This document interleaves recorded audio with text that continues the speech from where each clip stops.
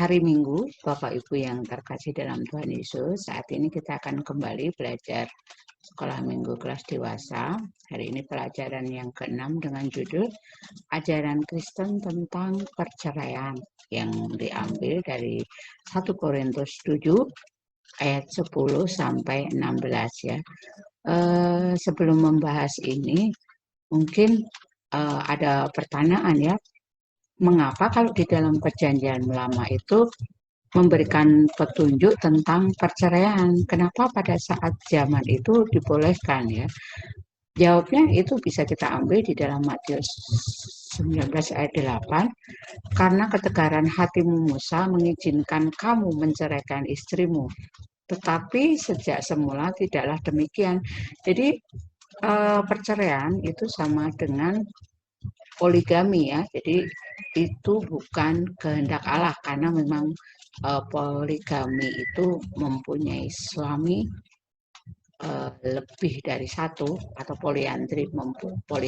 Poligami itu tidak diizinkan, mempunyai istri atau suami lebih dari satu. Itu bukan kehendak Allah ya. Orang-orang yang percaya pada zaman perjanjian lama itu mungkin mereka melakukan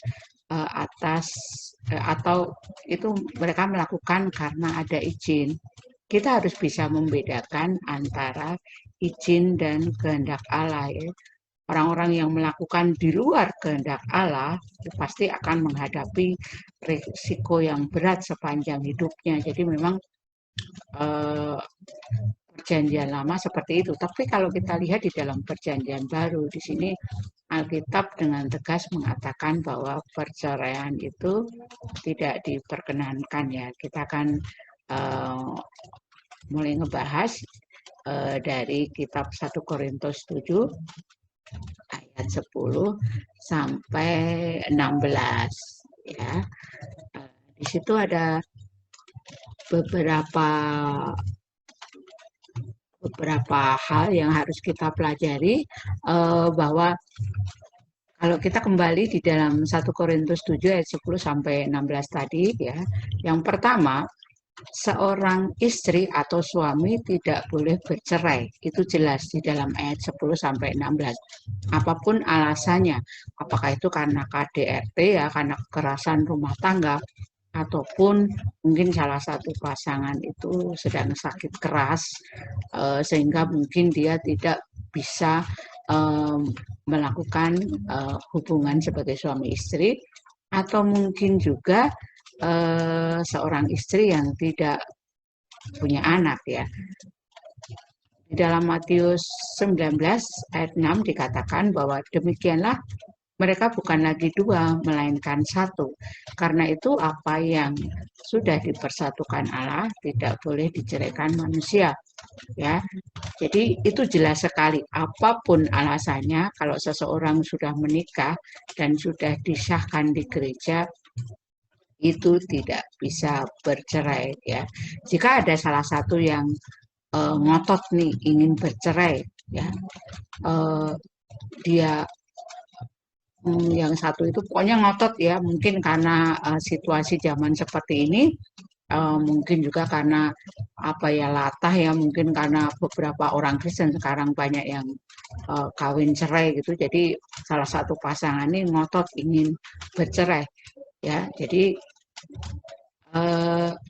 itu tidak boleh menikah lagi ya. Kalau umpamanya dia bercerai, berpisah, lalu dia menikah lagi, itu sama saja dengan berzina ya.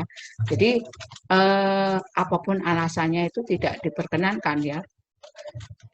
Itu yang alasan yang harus kita pegang ya. Jadi bahwa Alkitab mengatakan apa yang sudah dipersatukan Allah tidak boleh diceraikan manusia.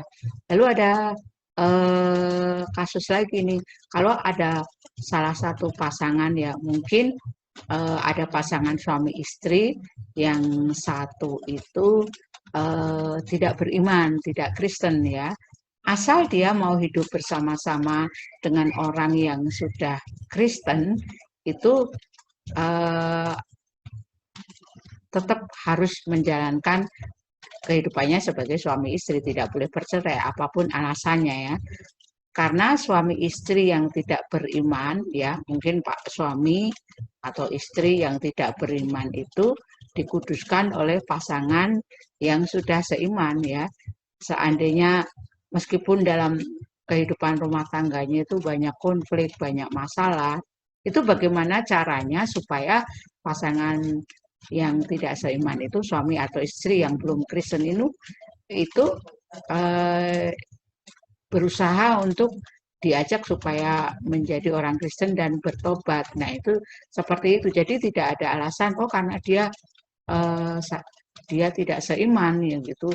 Terus lalu karena dulu kita juga tidak menikah di gereja, ya udah kalau dia tidak mau diajak sebagai apa ya, hidup sebagai orang Kristen yang benar, ya udah kita ceraikan saja. Itu tidak boleh seperti itu. Jadi bagaimana caranya supaya kita itu bisa memenangkan pasangan kita. Jadi resiko ya, kenapa dulu harus menikah dengan orang yang bukan seiman. Makanya mungkin kalau dalam berjalannya waktu pasti kan ada banyak persoalan.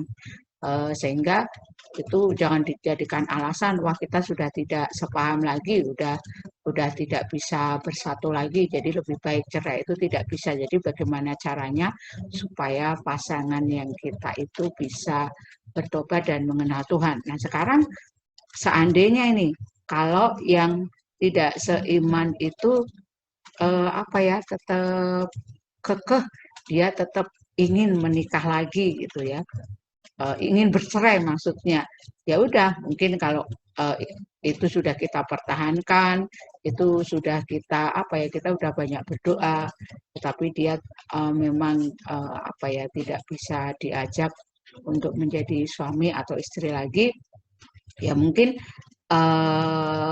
itu beda ya, karena di sini dikatakan bahwa uh, yang sudah bercerai tidak boleh yang sudah percaya tidak boleh bercerai, tetapi yang tidak percaya Tuhan Yesus dan ingin ngotot, ya biarkan saja kalau mereka ingin bercerai, karena di dalam ayat 15 juga, di dalam Matius 7 ayat 10 sampai 16, kita lihat di dalam ayat 15, di situ Tuhan katakan bahwa karena Allah ingin supaya kita itu juga hidup dalam damai sejahtera. Jadi kalau pasangan kita, mungkin ada seorang Kristen yang pasangannya itu tidak seiman dan dia ingin pisah, kalau memang sudah dipertahankan tidak bisa, ya biarkan saja, tetapi dengan catatan kita tidak boleh untuk menikah lagi.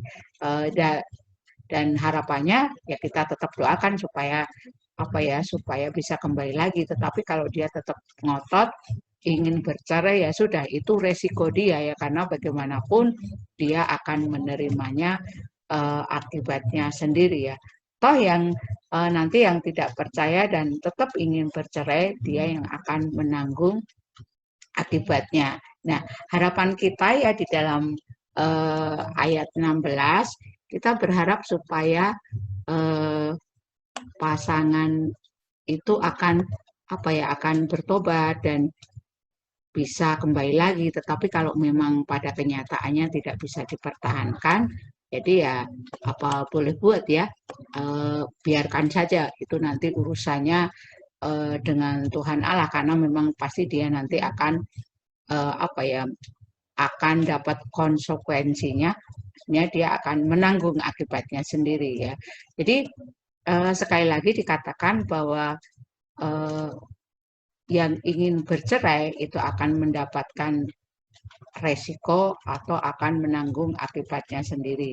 Jadi kita berharap supaya pasangan-pasangan yang Kristen itu berhati-hati dalam memilih pasangan ya, khususnya mungkin kalau kita mempunyai saudara atau anak, kita apa ya, kita ajarkan supaya mereka hati-hati dalam memilih pasangan, karena sekali lagi di dalam Alkitab juga dikatakan bahwa apa yang sudah dipersatukan Allah itu tidak boleh diceraikan manusia.